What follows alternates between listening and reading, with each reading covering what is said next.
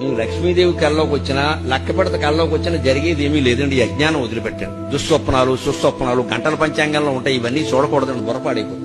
ఈ కళలు బల్లిపాట్లు పిల్లి శకునాలు మన జీవితాన్ని నిర్ణయిస్తామండి. బుద్ధుండి మాట్లాడుతున్నాం. అసలు నీ జీవితాన్ని నువ్వు నిర్ణయించుకోలేవా? మంచి చెడ్డ నీకు తెలియదా? అంటే జడ పదార్థానిదా? నీకు వచ్చిన కళ, నీకు ఎదురైన మనిషి, పొద్దున్నే ఎవడో తుమ్మిన తుమ్ము, వాడెవడో దగ్గర దగ్గు నీ జీవితాన్ని నిర్ణయిస్తాయా? అసలు విన్నెముకుందా మనకి? ఎక్కడ శాస్త్రాల్లో లేవు. తర్వాత పుట్టుకొచ్చేది వ్యాపారాల కోసం. ఇప్పుడు వాటితో కోట్ల వ్యాపారం జరుగుతుంది. చేతిలో గీతలను బట్టి చెప్పేస్తాడు ప్రతివాడు జాతకం. మీరు చూసుకోండి అమ్మా, కోతి దొరికితే కోతిని చూడండి. కోతికి చేతిలో గీతలు ఉంటాయి, దానికి చెప్పమనండి. ఎందుకు వస్తాయో తెలిసేవి ఇప్పుడు మీకు రుజువు చేయించండి. ఇలా ముడవండి ఒకసారి. ఎక్కడ మీ చెయ్యి ముడుచుకుందో అక్కడే గీతలు ఉంటాయి, గమనించుకోండి. తల్లి కడుపులో శిశువు ఇలా ముడుచుకుని ఉంటాడండి. ఆ చర్మ నిర్మాణంలో గీతలు ఏర్పడ్డాయి. దాన్ని బట్టి జాతకాలు నిర్ణయిస్తానంటే ఎంత మాయ జరుగుతుందో మీకు అందరికీ తెలుసు.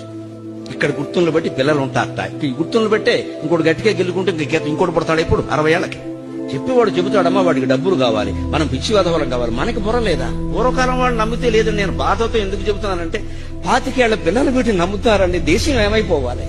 నీ శాస్త్రీయ జ్ఞానం మీద ఈ దేశం అంతా ఆధారపడి ఉందయ్యా. ఓ యువతి, ఓ యువక, మీరు నమ్మడం ఏంటి? బుద్ధి ఉందా లేదా? వాళ్ళకే వస్తున్నాయండి ఈ పిచ్చి నమ్మకాలు. వాళ్ళని జరగొట్టేసాం మనం పూర్తిగా.